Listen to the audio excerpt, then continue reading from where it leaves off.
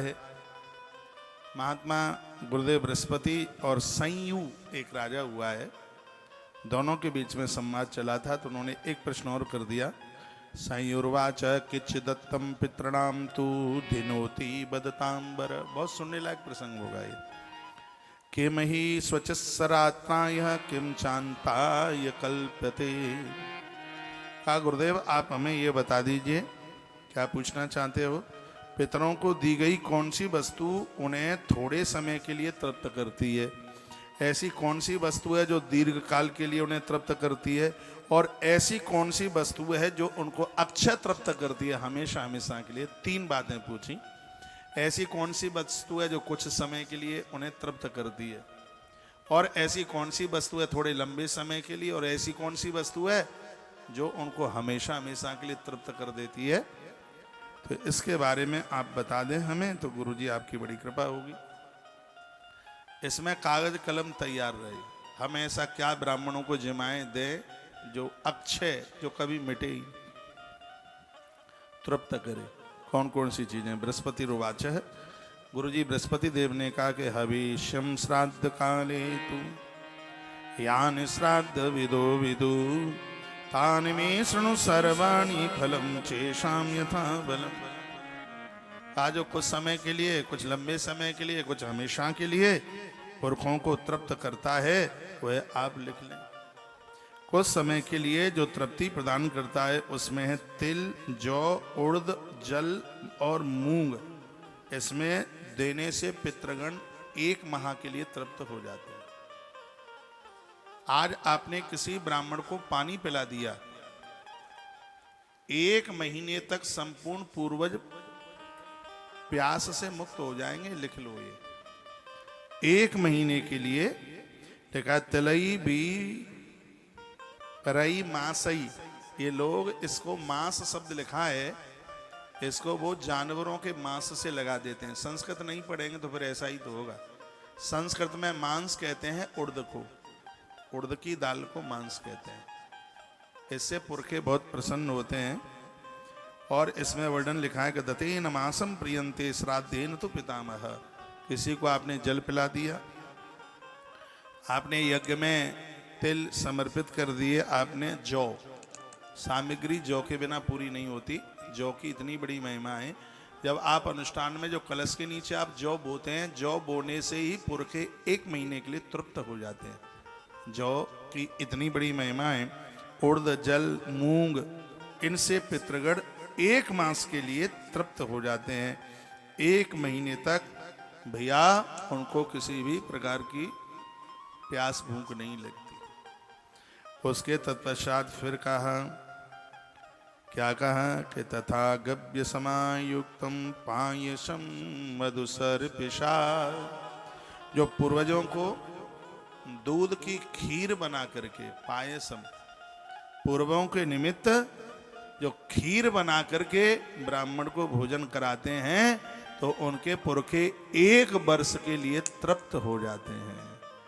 जो हम कह रहे हैं वो कर भी रहे हैं, इसलिए तो यहां रोज खीर बन रही है। ताली बजाना मत, क्योंकि आपको नजर लग जाएगी और शर्म लग जाएगी, दोनों बातें हो जाएगी।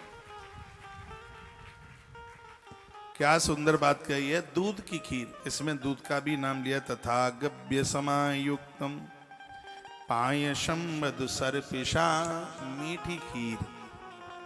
तो अलोनी तो नहीं मिल रही है नमकीन, मीठी बन रही है। पायसई मधु यानी मीठी खीर। श्राद्ध पक्ष में यदि ब्राह्मण को खिलाई जावे, जिमाई जाए, हमें तो खीर के बिना भंडारे में आनंद ही नहीं आता। खीर नहीं तो कुछ नहीं, सब लुटा पिटा सा है। दोनों टाइम चल रही है चकाचक। भले ही कोई दूसरी मिठाई होती है, खीर तो भी रह रही है, जलेबी चल रही है तो भी खीर चल रही है। क्योंकि इसमें लिखा है तथा गव्य समायुक्तम पायसम मधुसर्पिषा, मीठी खीर ब्राह्मण को श्राद्ध में खिलाई जाती है। महात्मा क्या ले आए भाई?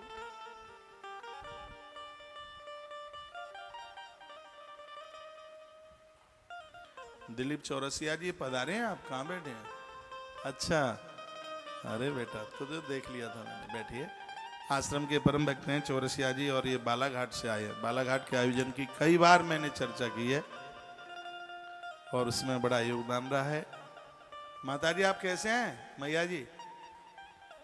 और गुड़िया कहाँ है मुस्कान? अच्छा अच्छा ठीक है। बच्चों को हम बहुत याद रखते हैं। बच्चे मन के सच्चे। बैठो बैठो, जब तक आरती ना हो जाए तब तक जाना मत। ठीक है, तो ये बात याद में रहेगी। तथा गव्य समायुक्तम पायसम मधुसर्पिशाम, जो श्राद्धों में पूर्वजों के निमित्त ब्राह्मण को खीर खिलाएंगे, मीठी खीर जमाएंगे, इससे 1 वर्ष तक पुरखे तृप्त बने रहेंगे। अब मुझे ये बताओ कि ये कथा सुनाऊं कि वो सुना दूं नंद के आनंद भयो जय कन्हैया लाल की? अब वो तो आप सुनते ही रहते हैं बराबर। पूतना आई जहर दिया, भगवान ने टेंटुआ मसक दिया, मर गई, पेड़ों में आग लगाई, धुधु करती हुई जल गई, मटकी फोड़ी, मैया ने कन्हैया को बांधा, थर थर कन्हैया कांपे, 2 पेड़ टूट के ऊपर गिर गए। सबको पता है ये कथा है सब। लेकिन जो ये कथा है ये समझना बहुत ज्यादा जरूरी है, इसलिए इसको सुन लीजिए। श्लोक बोल के बड़े प्रमाण के साथ में बातें हो रही हैं। तथा गव्य समायुक्तम पायसम मधुसर्पिषा। हे राजन, जो श्राद्ध पक्ष में अपने पूर्वजों के लिए, पितरों के लिए खीर जमाता है, उसके पुरखे तृप्त हो जाते हैं और देवता भी तृप्त हो जाते हैं। एक राजा ने यह कथा सुनकर संकल्प ले लिया कि मैं 1 वर्ष का यज्ञ करूंगा, और उसमें उसने तो ये संकल्प लिया कि मैं हवन में रोज खीर डालूंगा, क्योंकि यज्ञ में खीर डालने से लक्ष्मी बढ़ती है, बहुत ज्यादा बढ़ती है, कंगाली खत्म हो जाती है, समझ लो, दरिद्रता समाप्त हो जाती है। एक बार आश्रम के ऊपर बहुत ज्यादा कर्जा हो गया था, ये मैं अपने अनुभव की बात बता रहा हूँ। आश्रम के ऊपर इतना ऋण हो गया कि हमने दुनिया भर का लोन निकाल रखा था कामों को करने के लिए, और कुछ प्राइवेट लोगों से भी लोन ले लिया, और कैसे भी चुकते में नहीं आ रहा था। तो मैंने अग्नि पुराण में पढ़ा कि खीर की आहुति डाल करके हवन में, यज्ञ में खीर की आहुति, अग्नि पुराण की कथा थी, वहां थी दिल्ली में करतार नगर में, और अग्नि पुराण की कथा चल रही थी, और उस समय आश्रम पर कुछ ऋण हो गया, और इतना हो गया कि बड़ा चुकता करना मुश्किल हो रहा था। तो कभी कभी हम ऊट पटांग काम भी तो कर देते हैं, अब क्या करें, मन मानता नहीं है, और एक नई घोषणा कर देते हैं उसमें। तो इतना लोड हो गया कि अब तो दबे जाएं लोड के मारे। तो कथा में दिल्ली में कर रहा था, तो जैसे ही वो मैंने पढ़ा, तो मैंने तत्काल, वो बच्चा था मुकुंद, मैंने उसको बोला कि तो खीर बना। वो एकदम देखे कि खीर एकदम कैसे, तो मैंने आहुतियां डाली शुरू की। उस दिन से लेकर के अभी तक मेरी खीर की आहुति छूटी नहीं है। और आप विश्वास करें, यज्ञ में खीर की आहुति डालने से कर्जा मुक्त हो गया, ऋण मुक्त हो गया, सत्य बात है। तो उस राजा ने ये सुन लिया था कि धन खजाने में बढ़ता है खीर की आहुति डालने से, तो ब्राह्मण उसने बिठा दिए, 1000 ब्राह्मण आहुति डाले। राजा बड़ा आदमी, 1000 ब्राह्मण रोज यज्ञ में खीर की आहुति डाले। तो एक दिन की बात, इतनी बढ़िया गाढ़ी खीर बनी, प्योर दूध की खीर बने तो उसके ऊपर परत सी लग जाती है, जीभ पे पानी मत ले आना, बड़ी स्वादिष्ट, रबड़ी से भी ज्यादा बढ़िया लगती है खाने में। तो ब्राह्मणों के पास वो खीर पहुंची, थोड़ी ठंडी हो गई थी, तो परत सी उस पर जम गई, सो ब्राह्मणों की जीभ पे पानी आ गया। तो एक ब्राह्मण ने आचार्य जी को कहा, देखो गुरुजी ऐसा कर लो ना, देवता तो सब तरफ ही है, तो रोज इनको हम खीर खिलाते हैं, और ये खीर आज हम खा ले। तो आचार्य जी ने कहा चल कोई बात नहीं है। तो वो तो हजम कर गए ब्राह्मण, खीर खा गए पूरी, बहुत खीर जाती थी, 1000 कुंड बने थे, हर कुंड पर एक ब्राह्मण था। तो वो चकाचक ब्राह्मण देवता खीर खा गए। दिन में ब्राह्मणों ने खीर खाई, और रात्रि को भगवान नारायण प्रकट हो गए राजा के खटोला पर। ये सत्य घटना है, भगवान प्रकट हो गए। भगवान ने कहा, राजा मांग वरदान, में तेरे ऊपर प्रसन्न हूं। तो राजा ने कहा, प्रभु मैंने आज ऐसा कौन सा काम कर दिया कि जिससे आप प्रसन्न हो गए हैं? तो भगवान ने कहा कि तूने ब्राह्मणों को खीर खिलाई है, जिससे मैं संतुष्ट हो गया हूं बहुत भारी, तू मांग ले तुझे क्या चाहिए। ब्राह्मणों को खीर खिलाई, और ब्राह्मणों ने बड़े आनंद के साथ खीर खिलाई है और ब्राह्मणों ने कहा है, हे प्रभु, इस यज्ञ का यदि कुछ फल हमारी आहुति डालने से कुछ फल मिल रहा हो तो राजा की खीर से हम संतुष्ट हैं। आप दर्शन दे के राजा को संतुष्ट कर दो, आप राजा को दर्शन दे दो। ब्राह्मणों ने ऐसा, ब्राह्मणों का तो आशीर्वाद फलता है फूलता है। सो भगवान रात को प्रकट हो गए, कहा ब्राह्मण बहुत ज्यादा प्रसन्न है। और ब्राह्मण साग से ज्यादा, ब्राह्मणों के लिए 10 साग बना दो, उनके लिए कोई मतलब का नहीं है। उनको जब तक मीठा ना दो तब तक तो उन्हें भोजन में प्रसाद में आनंद आता ही नहीं है। उन्हें बढ़िया खाटी ब्राह्मण होगा, ओरिजिनल असली, हाँ देसी घी वाला। और जहाँ माई बाप ने डालडा खा खा के पैदा किया है तो क्या करें फिर। जो बढ़िया ब्राह्मण तो भैया महाराज उसको तो मीठा चाहिए। मुझे मीठा खाने का बड़ा शौक है। अब तो सबको छूट छाट गया है भोजन पानी, लेकिन मीठा फिर भी खींच देता हूँ। हाँ दूध मिश्री का ही पीता हूँ मैं तो मीठा का तो जलेबी मेरी बड़ी फेवरेट रही है, गुलाब जामुन बहुत फेवरेट रही है। और मैंने खीर तो कभी शेर भर से कम खाई ही नहीं। अब तो नहीं है, भगवान जो जितना पूरा का पूरा पताला भर करके मीठा खाने का इतना शौक रहा, इतना बढ़िया रहता। मंगलवार को मैं वैसे तो नहीं लेता हूँ, मेरा बहुत बड़ा व्रत चल रहा है, अनुष्ठान चल रहा है। जब तक 1.25 लाख गोवंश नहीं हो जाएगा तब तक अन्न खाना ही नहीं है बिल्कुल भी। लेकिन मंगलवार को मैं इतना मानता हूँ कि मैं समा के चावल की खीर, मीठी खीर लेता हूँ। मंगलवार को मैं लेता हूँ, सिर्फ मंगलवार को मीठा, क्योंकि मेरे हनुमान, अब बूंदी का लडुआ तो ले नहीं सकता, नहीं ले सकता, कहाँ लूँगा मैं। तो फिर मैं थोड़ा समा का चावल, ये बच्चा बना देता है बालक अचल, यहाँ का बच्चा एक से एक बढ़ के। बालक मुकुंद आश्रम में भंडारा श्राद्ध चल रहा है तो मैंने उसको दिल्ली से उधर भेज दिया। अभी पूरी यात्रा में मेरे संग ही था, रोज वीडियो बना के मेरे पास भेजता है। ये सब बच्चे बहुत काम के। बालक बड़ी व्यवस्था में, कमी कहीं से एहसास नहीं होने दे रहा। अब लड़ुआ तो नहीं तो फिर हम उसकी पूर्ति, हनुमान जी महाराज मीठे से बहुत प्रसन्न हो जाते हैं। अपनी पेट पूर्ति के लिए नहीं, हनुमान बाबा को प्रसन्न करने के लिए थोड़ा सा मीठी सी खीर। और ब्राह्मण का तो बड़ा स्वादिष्ट भोजन है। उसको पूड़ी हो, फूली हुई, लाल हो रही हो, सिक सिक करके, जीभ पे पानी मत ले आना, और बढ़िया परत जमी हुई हो खीर, तो उसको तो महाराज सगरे आशीर्वाद दे देगा। अब ब्राह्मण, भगवान ने जैसे ही कहा कि ब्राह्मण बहुत प्रसन्न है, सो राजा नहा लिया 3 ही बजे, स्नान करके सीधे यज्ञशाला पहुंचा। ब्राह्मण अपनी संध्या में बैठे थे, राजा को देखा। ब्राह्मण ने कहा कितनी खीर खाओगे। अब वो थर थर कांपे कि हमें से कोई चुगल लग गया और उसने कह दिया कि कल सगरे ब्राह्मण खीर खा गए। सो सब डरे, सब भयभीत हों, सब कांपने लगे कि राजा को पता लग गया कि हमने खीर खाई। तो सब की आंख में आंसू आ गए। कहा राजा साहब आज माफ कर दो और कल से पूरी की पूरी आहुति यज्ञ देवता के ही मुंह में जाएगी। बस खा ली है कल, लेकिन अब ये गलती नहीं करेंगे, अब पूरी आहुति यज्ञ भगवान को जाएगी। राजा मुस्कुराया और उसकी आंख में आंसू आ गए। राजा ने कहा कि यज्ञ देव को मैंने प्रसन्न किया और मुझे ये अभी तक पता नहीं था कि मेरे ब्राह्मणों को खीर नहीं मिल रही है। आज स्वयं नारायण ने प्रकट होकर के बताया है कि कल की खीर तुमने खाई है। सब ब्राह्मणों के चरण धो करके राजा ने पिए और राजा ने अनाउंस किया कि जहां तक मेरी राजधानी है वहां तक हर ब्राह्मण को रोजाना चकाचक खीर मिलनी चाहिए। खीर से पुरखे तृप्त होते हैं, खीर से देवता प्रसन्न होते हैं।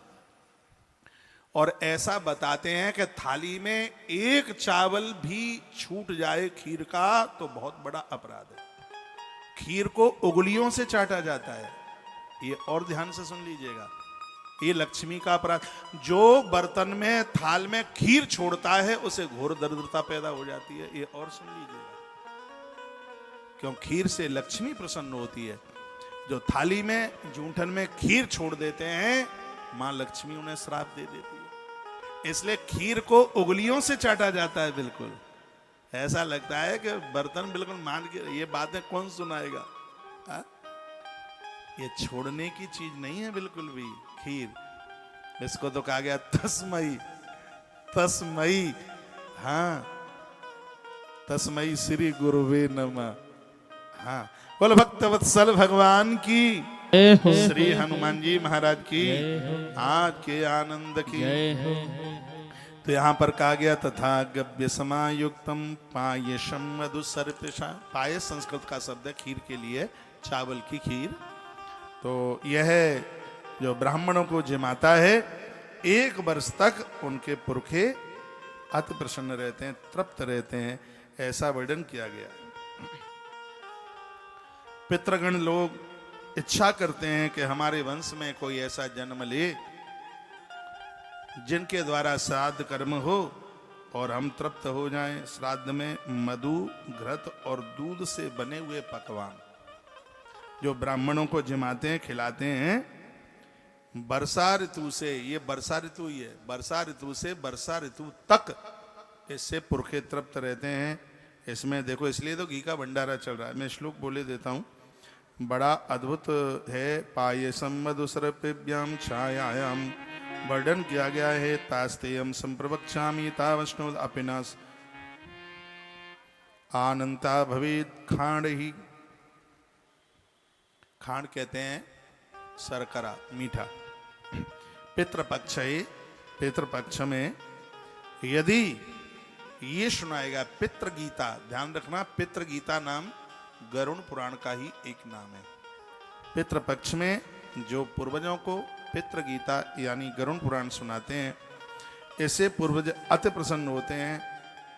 और पायसई, खीर, मधु, मीठी खीर, और इसमें वर्णन किया गया है घी के पकवान, दूध में पका हुआ अन्न।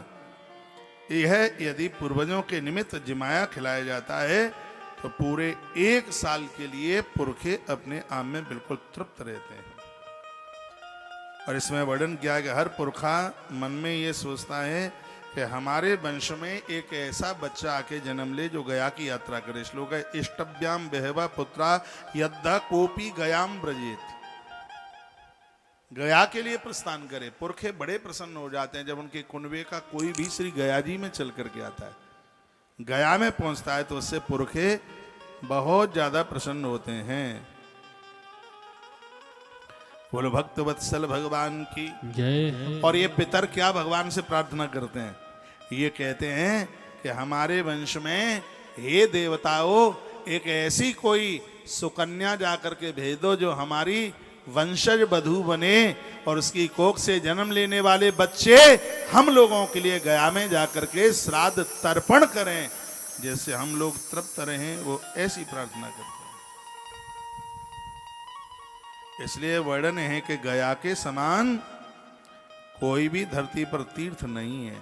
जो गया की महिमा है, पूर्वजों के उद्धार और आत्म कल्याण के लिए कोई भी ऐसा तीर्थ नहीं है। तो वर्णन किया गया, गया की यात्रा की बहुत बड़ी महिमा बताई गई है। सयूं ने कहा, हे तात, अब मैं आपसे गया आदि तीर्थों का महात्म्य पूछ रहा हूं। आपके मुंह से गया का नाम निकला है तो गया के बारे में तो कुछ बताएं, लोग गया जाएं तो वो गया के महत्व को समझें।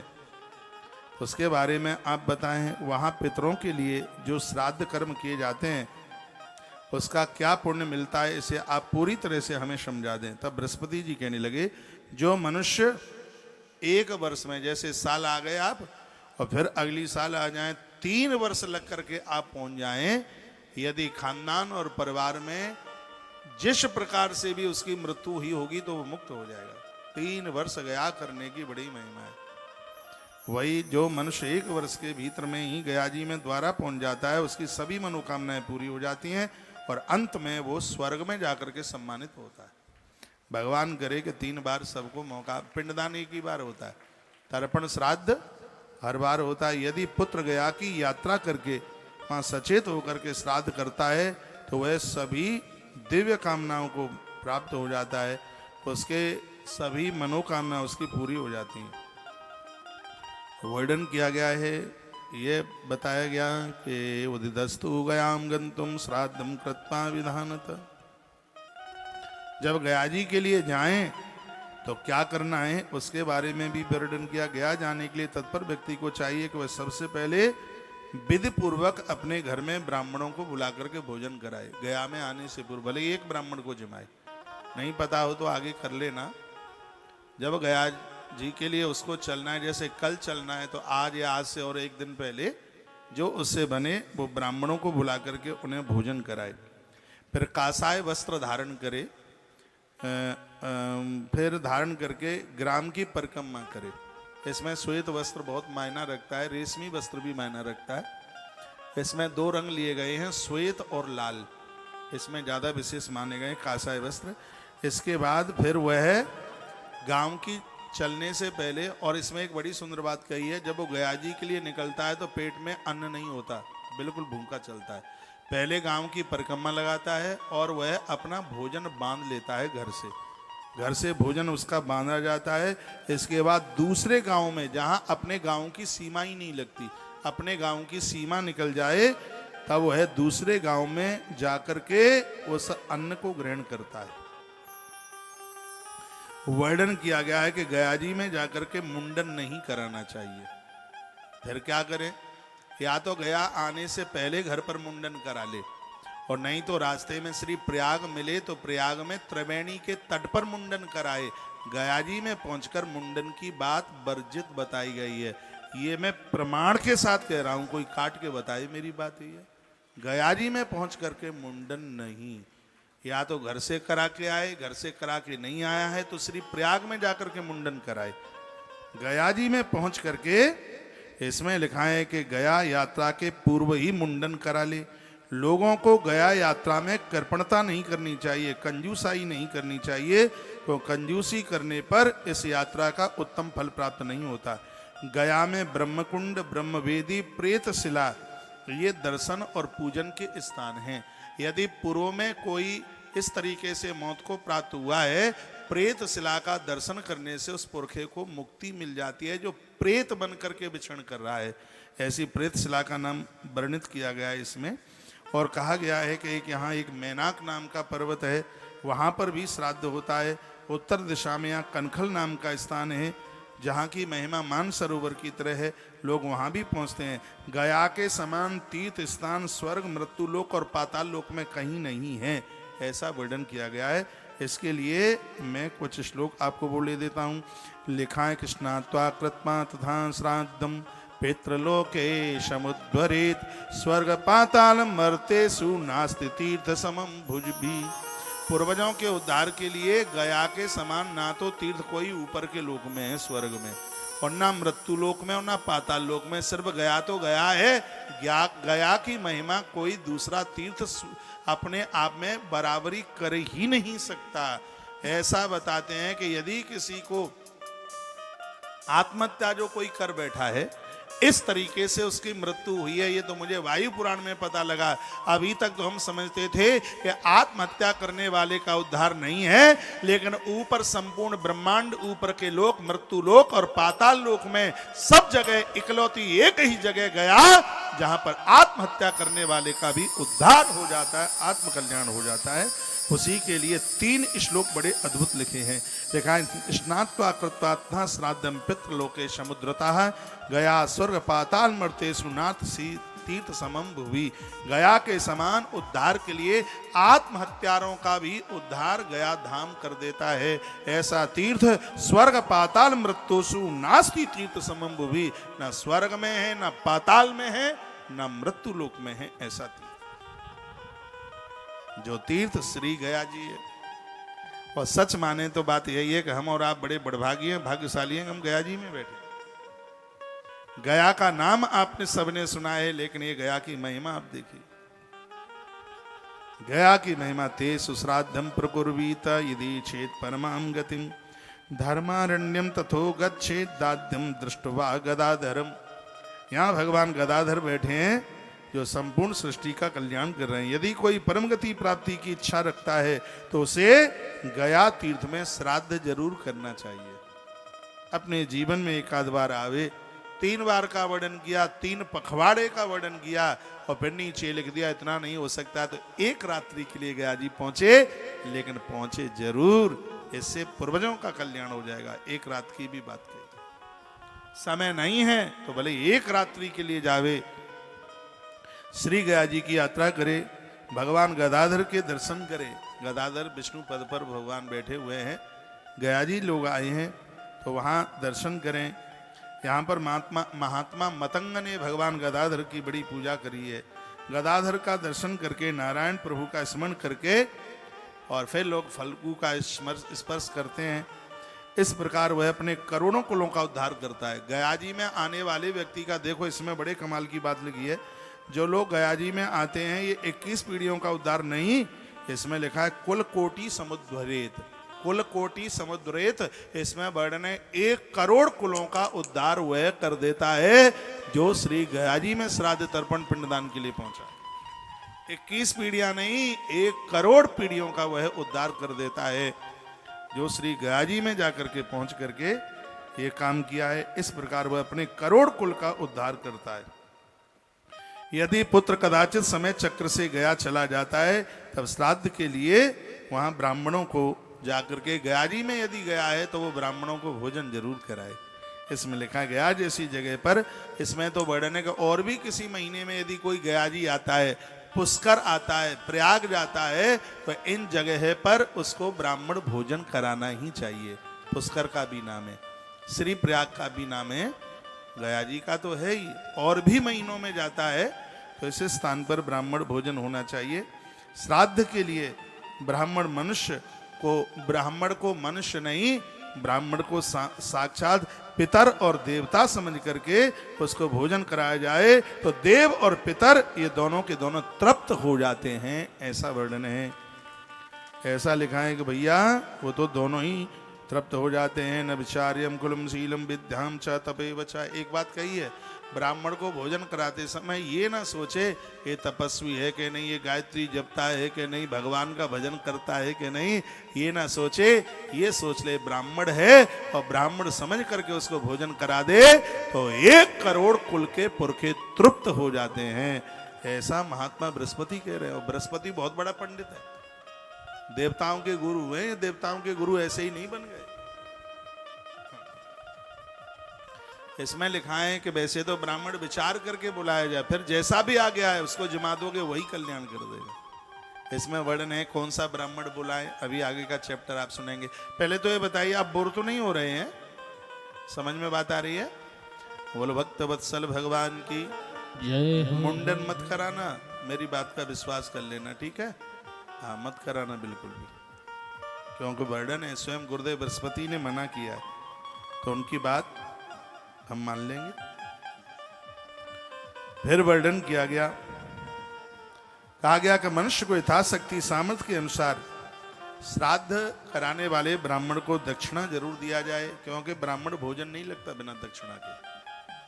दक्षिणा जरूर दे। इस प्रकार श्राद्ध करने वाले व्यक्ति की संपूर्ण अभिलाषाएं पूरी हो जाती हैं, खुद मुक्त हो जाता है और पुरखों को मुक्त कर देता है।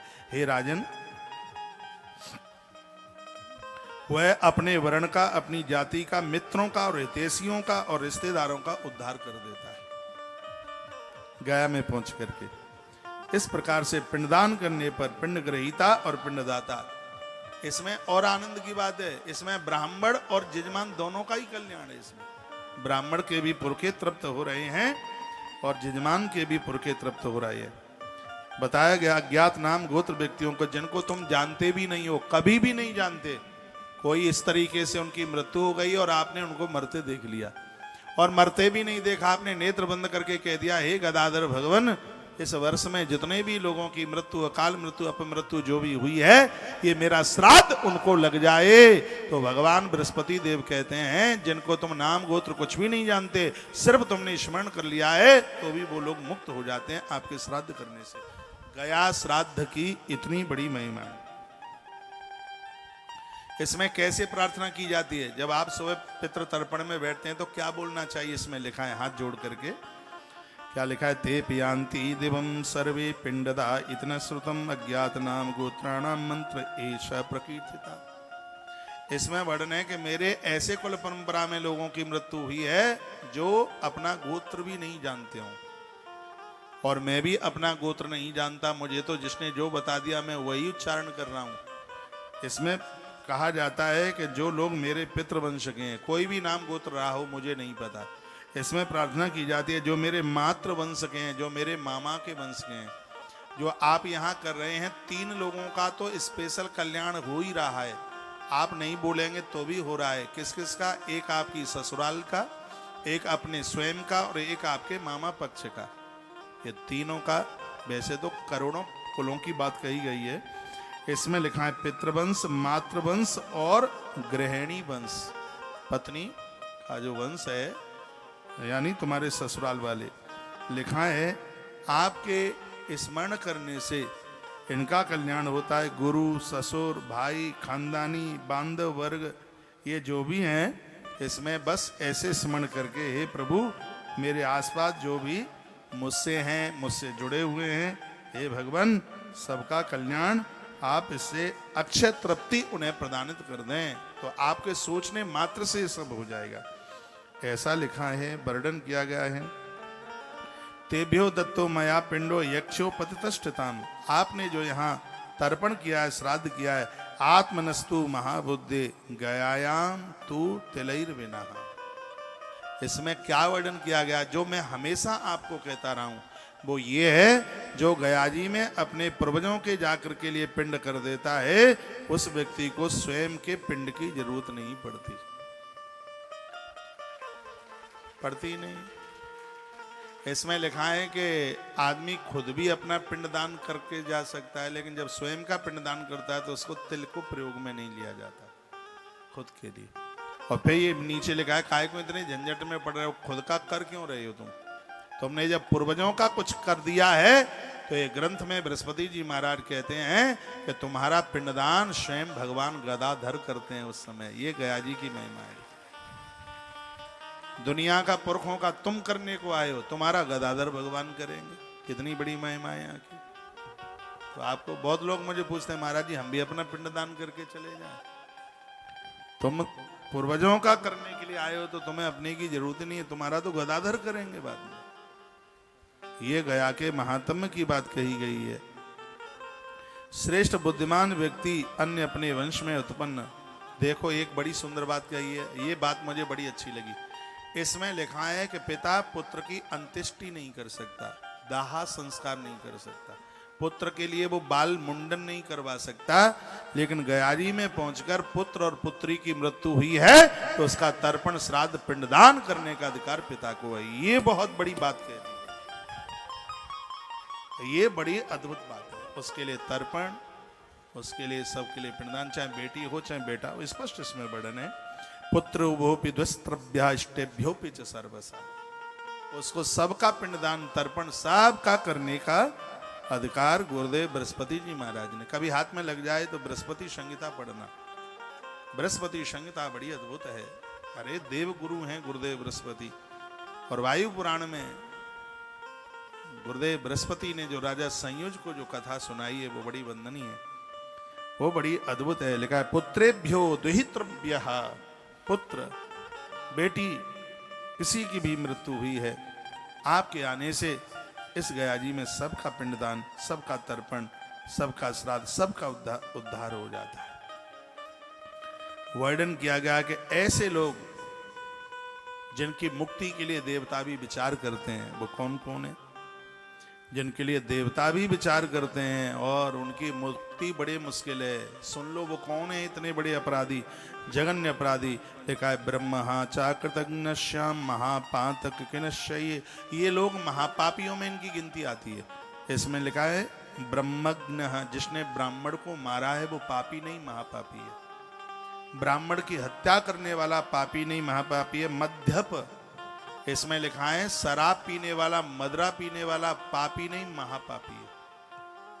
शराबी को पापी में नहीं लिया गया, महापापी में लिया गया, मध्यप, जिसने ब्राह्मण को मारा है, जिसने शराब पी है, जिसने बच्चों को मारा है, जिसने बूढ़ों को मारा, जिसने गुरु से द्रोह किया, जिसने स्त्री को मारा। महाराज इसमें वर्णन किया है, गया श्राद्ध से ये हत्यारे भी मुक्त हो जाते हैं, यह पापी भी मुक्त हो जाते हैं, ऐसा वर्णन है इसमें किया गया। लिखा है गया जी में ब्रह्म हत्यारा, शराब पीने वाला, बच्चा, बूढ़ा, देवताओं से द्रोह करने वाला भी यदि गया जी की यात्रा करता है तो उसके संपूर्ण पाप नष्ट हो जाते हैं, ऐसा वर्णन किया है। संपूर्ण पाप उनके नष्ट हो जाते हैं, कोई पाप उसके पास रहता नहीं। या नामना सर्व पातव्यो, संपूर्ण पाप उसके समाप्त हो जाते हैं। गया जी की यात्रा इतनी अद्भुत यात्रा है, जिनका नाम लेकर के पिंडदान करते हैं वो तत्काल ब्रह्म पद को प्राप्त हो जाते हैं। तत्काल जिनके नाम आपको याद हैं और आपने नाम लिया नहीं और तर्पण किया नहीं कि वो मुक्त हुए नहीं, देर नहीं लगती, तत्काल। ये गुरुदेव बृहस्पति कहते हैं, श्लोक नंबर 38 है, अध्याय नंबर 21 का, वायु पुराण श्राद्ध कल्प, अध्याय नंबर 21 और श्लोक नंबर 38। क्या लिखा है इसमें? ना श्यामाति ना समायाति वै पापम गया या मुनियाति या नामना पातयोत्पिंड। नाम लेकर के आपने तर्पण कर दिया, श्राद्ध कर दिया, पिंडदान कर दिया, उसी समय उसको ब्रह्म पद की प्राप्ति हो जाती है।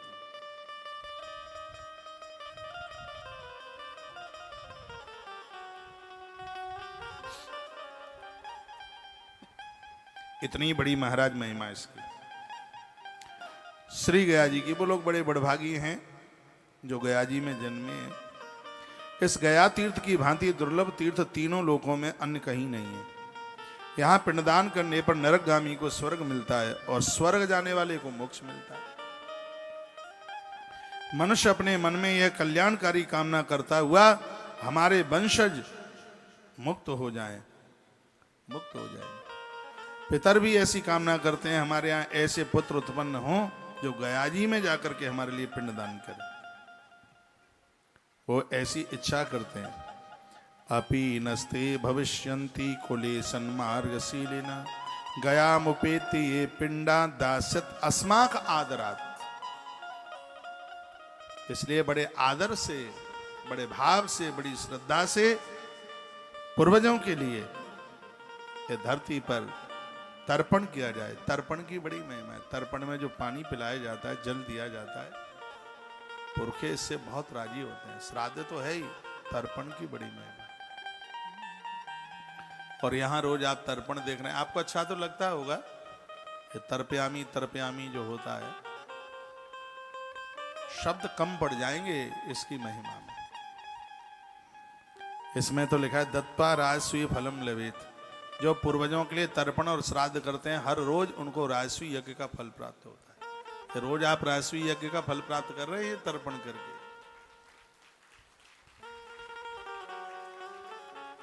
पिंडदान तो एक ही बार होता है, तर्पण और श्राद्ध तो हर वर्ष होना चाहिए। संपूर्ण समस्याओं का समाधान हो जाएगा, आनंद हो जाएगा। यह वर्णन किया गया।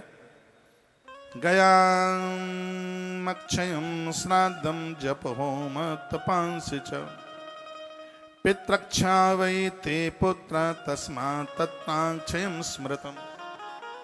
जो अपने माता पिता के ऋण से ऋण होना चाहते हैं, मेरे भाईजनों, जितना भी टीवी के माध्यम से आप मुझे सुन पा रहे हैं, समय निकाल लो। नौकरी चाकरी जिंदगी भर की बनी रहेगी।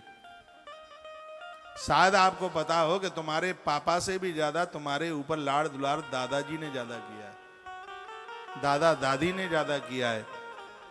और बच्चे के जन्म पर उतनी प्रसन्नता नहीं होती जितना कि नाती पोतों के जन्म पर दादा दादी को जो खुशी होती है। तो समय निकालकर उन दादा दादी के लिए, परदादा परदादी के लिए, जिनकी कृपा से और आशीर्वाद से अच्छे कुल में जन्म हुआ है, एक बार श्री गया जी की यात्रा कीजिए। लिखा है गयायाम अक्षयम श्राद्धम, लिखा है कि गया जी का श्राद्ध अक्षय हो जाता है। जप और होम, यहाँ रोज जप कीजिए। मैंने दिल्ली सहादरा में 9 तारीख को कार्यक्रम था श्राद्ध महिमा, पता नहीं आपने सुना हुआ कि नहीं सुना होगा, संस्कार पर भी लाइव था। मैंने कहा कि श्राद्ध पक्ष में पूरा 16 दिन ओम नमो भगवते वासुदेवाय जपना, भले ही गुरुमंत्र में कुछ भी मिला हुआ, कुछ भी आप जपते हो रोज नित्य, लेकिन पितर पक्ष में ओम नमो भगवते वासुदेवाय इस मंत्र का जप जरूर करना, क्योंकि यहां लिखा है गया अक्षयम श्राद्धम। जप जो गया जी की धरती पर जप करता है उसका जप अक्षय हो जाता है। होम यज्ञ करता है, तर्पण करता है। पितृ अक्षामयी ते पुत्र तस्मात्क्षायम स्मृतम, जिसके द्वारा यह हो रहा है उसका खानदान अक्षय हो जाता है। ये खम्बे से माता सो रही है, मैया जी को जगाइए। लगता है 2 चमचा खीर ज्यादा खींच ली है।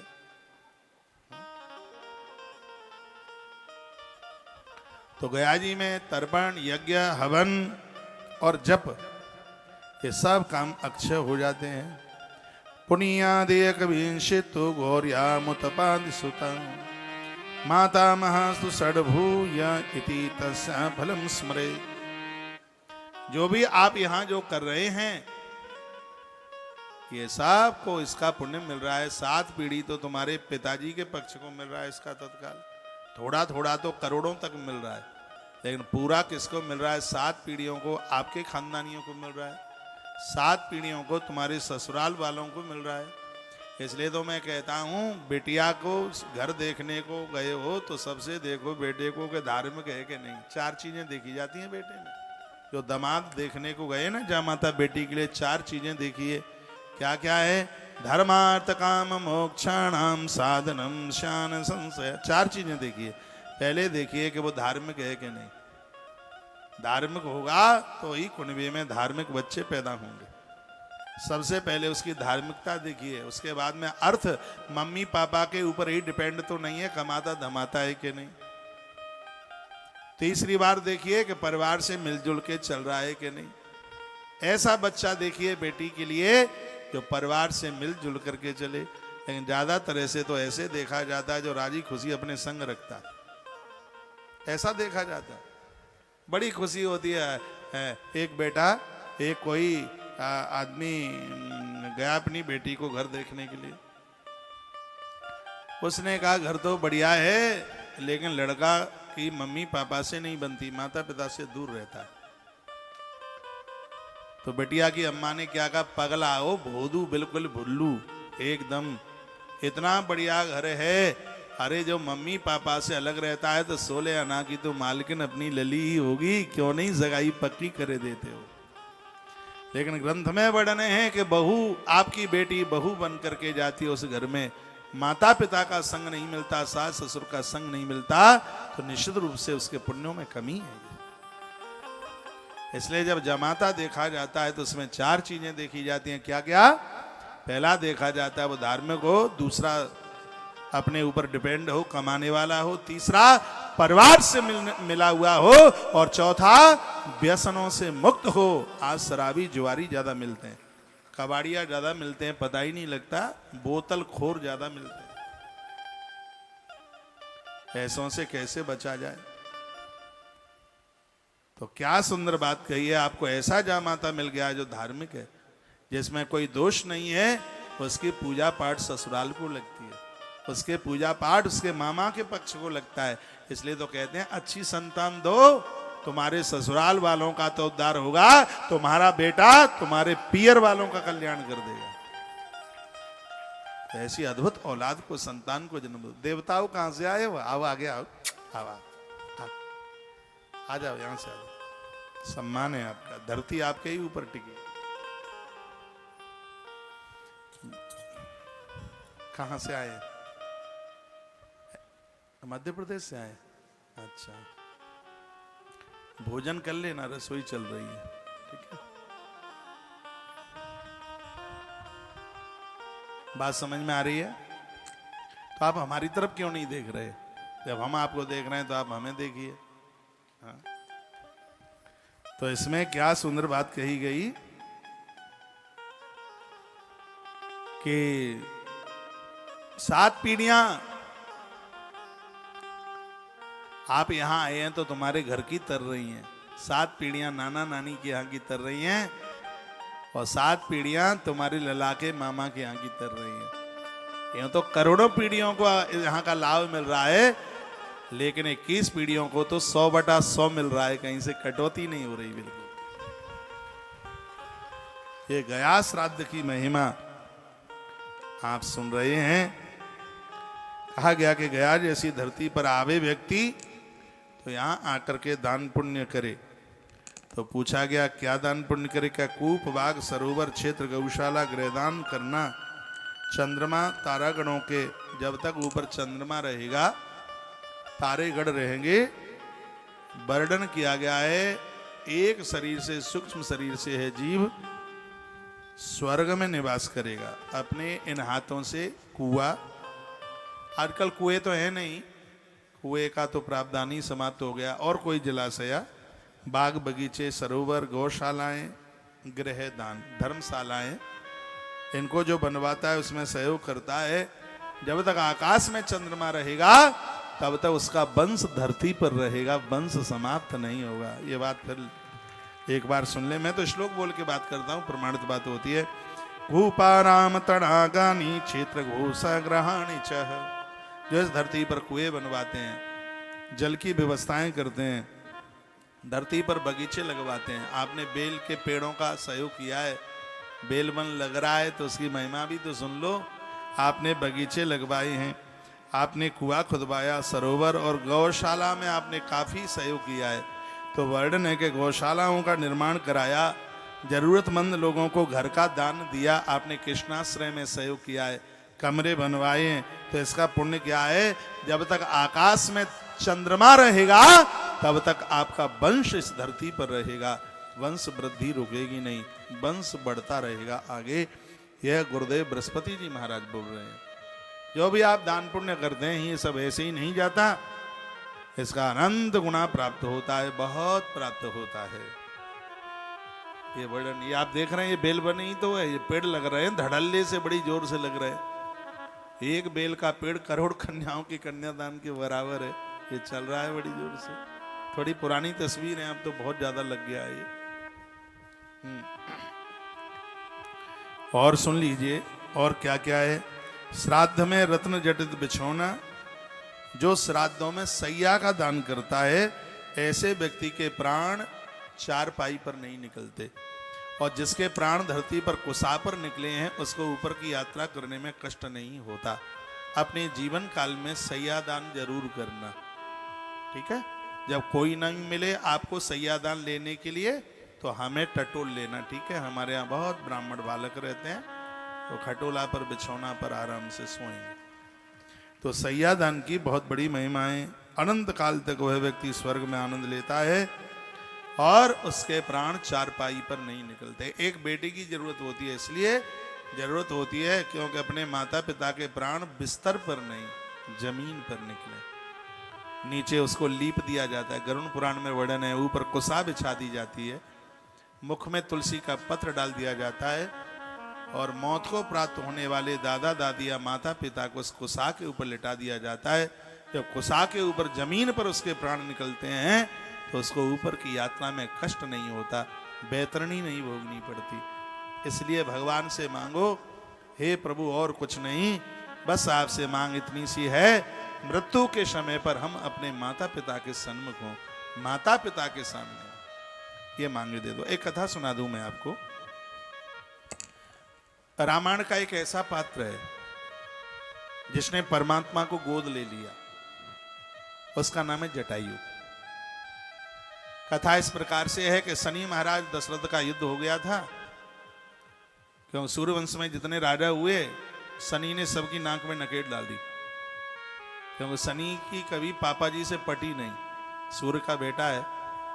दशरथ राजा से भी युद्ध हुआ तो शनि के द्वारा राजा दशरथ घायल हो गए। जटायु आकाश में उड़ रहा था, उसने कहा अरे अवधपति राजा है, ये मर जाएगा तो अवध अनाथ हो जाएगा। उसने अपने पंखों पर रख करके और राजा दशरथ को अयोध्या में लाके उतार दिया। सुन रहे हैं आपके, सो रहे हैं? सुन रहे हैं, धन्यवाद।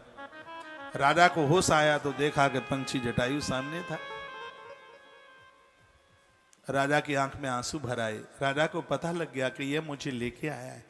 कहा भैया आज से तुम मेरे मित्र हो, तुमने मेरे प्राण बचा लिए। ऐसा लगता है कि मैं तुम्हें क्या ना दे दूं, मुझसे मांग लो तुम्हें क्या चाहिए। मैं रघुवंशी हूं, मना नहीं करूंगा। जटायु की आंख में आंसू आ गए। जटायु ने कहा पंछी हूं, मेरे कोई संतान नहीं है, मेरे कोई औलाद नहीं है। राजन आपने मुझसे अपना मित्र कहा है तो अपना ज्येष्ठ बेटा मुझे दे दो, मैं तुमसे ये मांगता हूं। दशरथ राजा बहुत रोए क्योंकि वो निपुत्री थे, उनको कोई औलाद नहीं थी।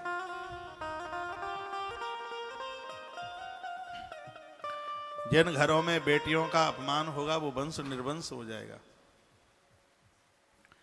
जिस घर के लोग बेटियों से कोड़ेंगे वो वंश निर्वंश हो जाएगा, उसमें औलाद नहीं होगी।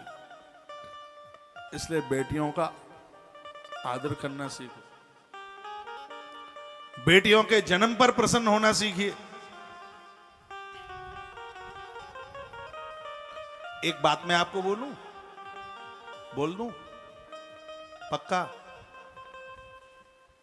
आपसे कोई संतान में, कोई गोद रूप में आपसे कोई संतान मांगे, बेटा दे देना, बेटी को अपने पास रखना।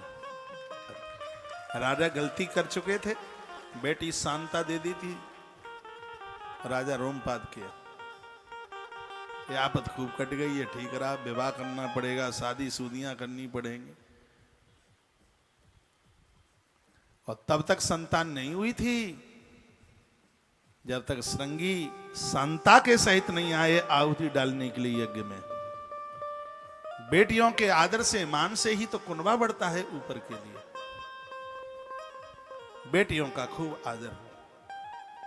राजा रो पड़ा, कहने लगा मैं निपुत्री हूं, मेरे कोई औलाद नहीं है, मेरे कोई संतान नहीं है। जटायु ने कहा मेरे मुख से निकला है तो एक नहीं राजन, तुम्हारे यहां चार चार होंगे, तुम वायदा तो करो। राजा ने कहा चार छोड़ो, एक भी होगा, मित्र जटायु वो तुम्हारा होगा और मैं तुम्हें सौंप दूंगा। समय आने पर राजा को चार हुए। बड़े बेटे राम को लेकर वो जटायु के पास पहुंचे। जटायु से जाके कहा तुम्हारा मुंह मीठा हो, तुम्हारा वचन फल गया। अरे पूरी प्रकृति की दुआएं लगती हैं, आपके पास में जो भी है ये सिर्फ आपके पुरुषार्थ से नहीं, ये प्रकृति के आशीर्वाद से आपको प्राप्त हुआ। आप गया जी पहुंचे हैं, ये किसी के आशीर्वाद के द्वारा आप गया पहुंचे। जटायु ने देखा, जटायु की आंख में आंसू भर आए। प्रभु श्री राम जी ने जटायु को प्रणाम किया। दशरथ राजा ने कहा राम ये तुम्हारे पिता हैं, मैंने गोदश स्वरूप इनको दिया है, इन्होंने तुम्हारी कामना की, मैं वचनबद्ध हूं। राम जी अति प्रसन्न हुए। जटायु ने राम को अपने कंठ से लगाया और कहा राजन धन्य हो तुम, मैं पंछी हूं, बच्चे को पाल नहीं पाऊंगा, बालक मेरा है, सिर्फ और सिर्फ मैं तुम्हें पालने के लिए दे रहा हूं। मैं चाहता हूं जब मेरी अंतिम श्वास हो तो मेरी अंतिम श्वास मेरे पुत्र राम की गोद में निकले, बस ये मेरी चाहत है। राम जी ने संबंध निभाया। इस वनवास के कई कारण थे, उसमें एक कारण यह भी था जिस जटायु ने राम जी को गोदश स्वरूप लिया, उस राम की गोद में जटायु ने अपने प्राण छोड़े हैं, गोद में प्राण छोड़े हैं।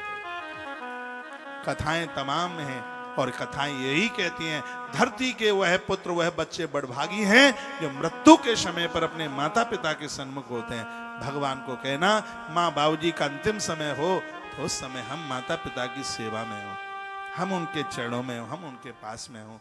जैसे बच्चे का जन्म होता है तब उसका मस्तिष्क पिता की गोद में होता है, पिता बूढ़ा होता है मृत्यु के समय पर, तब पिता का मस्तिष्क पुत्र की गोद में होता है। हमारे ग्रंथ कहते हैं जब तुम छोटे थे जैसे पिता ने तुमको पाला है, अब पिता बूढ़े हो गए हैं, जैसे पिता ने तुम्हें पाला इस वृद्धावस्था में, वैसे आप अपने माता पिता का पालन लालन कीजिए। इस ऋण से तो मुक्ति तब मिलेगी। धन्य है वो लोग जो अपने माता पिता के लिए नौकरी छोड़ देते हैं। धन्य है वह लोग जो अपने माता पिता के लिए अपना सुख छोड़ देते हैं। पितामह भीष्म ने छोड़ दिया था। धन्य है वह लोग जो माता पिता के लिए अपना नगर छोड़ देते हैं। प्रभु श्री राम जी ने माता पिता के लिए अपना नगर अवध छोड़ दिया। और धन्य है वो लोग जो माता पिता के लिए अपने प्राण छोड़ देते हैं। श्रवण कुमार ने प्राण छोड़ दिए। ग्रंथ में गरुड़ पुराण में लिखा है, प्राणों की आहुति डाल करके भी यदि माता पिता की सेवा होती है तो अपने आप में बहुत ज्यादा सस्ती है। माता पिता की सेवा होनी चाहिए। माँ बाबूजी के लिए श्राद्ध तर्पण ये जिंदे हैं, उनका ध्यान रखिए, उनका ख्याल रखिए। लोग ससुरालियों को ज्यादा मानते हैं। माँ बाबू जी को दो लोगों की कथा थी। एक का नाम था जोगा, एक का नाम था भोगा। पितर पक्ष में एक कथा आती है जोगा और भोगा की। जोगा और भोगा। जोगा बहुत धनवान था, बहुत पैसा था। माँ बाबू जी की तो कोई कदर थी नहीं, सब ससुरालियों को खूब मानता था। उसके बिना तो घर में नमक नहीं डलता था सब्जी में। भोगा बेचारा बहुत गरीब था। माता पिता की मृत्यु हो गई, समय चला। पंडित जी ने कहा धिक्कार है, इतना पैसा तेरे पास, तू तर्पण श्राद्ध कुछ भी नहीं करता। बोलता है कि मेरी तो श्रद्धा ससुराल में। दूसरा था भोगा, भारी गरीब था, कुछ था ही नहीं उसके पास में। श्राद्ध चल के आ गए। अगल बगल में सब जगह कड़ाई चल रही थी, तो जोगा की घरवाली ने भी बड़े तरह तरह के नाना प्रकार के मिष्ठान बनाए। उसमें किस किस को बुलाया गया पता है? अपनी बहन को, बहन का घरवाला जो कि इसके पति का कौन लगेगा, साडू, उसको बुलाया। उसके बच्चों को बुलाया, अपने भतीजों को बुलाया। वो सब आए। पितरपक्ष श्राद्ध का समय था। भोगा बेचारा इतना गरीब था कि उसके पास में तो कुछ था ही नहीं घर में खाने के लिए। ग्रंथों में ऐसा लिखा है कि श्राद्ध करने के लिए यदि कुछ भी ना हो तो घर में अंगारा जला दो, आग जला दो। पुरखे अंगारे की राख से भी तृप्त हो जाते हैं। ये गरुड़ पुराण में लिखा है। क्योंकि अग्नि में और जल में पुरखों का वास है, इसलिए तो अग्यारी की जाती है। तो जब ये श्राद्ध पितृपक्ष चल करके आता है तो पुरखे मृत्यु लोक में ऐसे आते हैं जैसे सावन के महीने में महादेव कैलाश से उतरकर पृथ्वी लोक में आ जाते हैं। पूर्वज पितृलोक से धरती पर चल करके आ जाते हैं। तो वो जैसे ही वो आए तो देखा कि बड़ा बेटा धनवान है, पैसे वाला है, उसके यहाँ कोई कमी नहीं है। जाकर के देखते हैं तो देखा तो जोगा के यहाँ तो बड़ी जोर से महाराज चकाचक मामला चल रहा था। एक भी ब्राह्मण नहीं था वहाँ। और याद रखना, जिस जगह ब्राह्मण का भोजन नहीं वहाँ ना देवता कुछ ग्रहण करते और ना वहाँ पितर ग्रहण करते। इसलिए श्राद्ध पक्ष में ब्राह्मण को जिमाए बिना धोखे से भूल से भी भोजन मत करना पहले। तो वहां कोई ब्राह्मणों को तो जोगा के यहाँ जिमाया नहीं। वहां तो सब साधु, वो तो सब रिश्तेदार ही जिम रहे थे। तो बेचारे अतृप्त होते हुए भूखे लौटाए बाहर पुरखे। उन पूर्वजों ने एक ने दूसरे से कहा चलो ऐसा करते हैं कि शायद छोटा बेटा भोगा के यहाँ कुछ मिल जाए। भोगा और उसकी पत्नी आंख में आंसू थे। आग का कंडा गैया के गोबर का उपला जला रहे थे। उनकी आंख में आंसू थे। कुछ भी नहीं था घर में, एक दाना नहीं था। उन्होंने आग जलाई और आग के सामने दोनों हाथ जोड़ करके बैठ गए। हे मेरे पूर्वजों, मेरे पास में कुछ भी नहीं है आपको जिमाने के लिए। हे अग्नि देवता, मेरे पुरखों को आप तृप्त कर दो। आपसे मैं प्रार्थना हम करते हैं, हमारे पुरखों को आप तृप्त कर दो। ये देख करके पूर्वजों की आंख में प्रसन्नता के आंसू आ गए। उपला जो जला था उसकी राख हुई। पुरखों ने उस राख को चाट लिया। उस राख के द्वारा उनको तृप्ति मिली। और आपको पता है कि उसके बाद पानी की जरूरत पड़ती है। वो तो रो रहे थे, तो उन्होंने वो अग्यारी तो की नहीं। तो ये सगरे जो पुरखे थे वो सगरे एक नदी पर पहुंचे पानी पीने के लिए। तो वहां और भी पितर मिल गए। तो पितर आपस में चर्चा करते हैं। तो एक ने दूसरे से पूछा, अच्छा तेरा तो बेटा करोड़पति है, तुझे तो मोहन थार मिला होगा। वो आपस में चर्चा कर रहे थे, तो जो राख चाट करके आए थे तो उन्होंने कहा भगवान की कृपा से राख चाट करके भी हम तृप्त हैं, आने वाले समय में हमारा भी ये बेटा बहुत अमीर होगा, बहुत अमीर।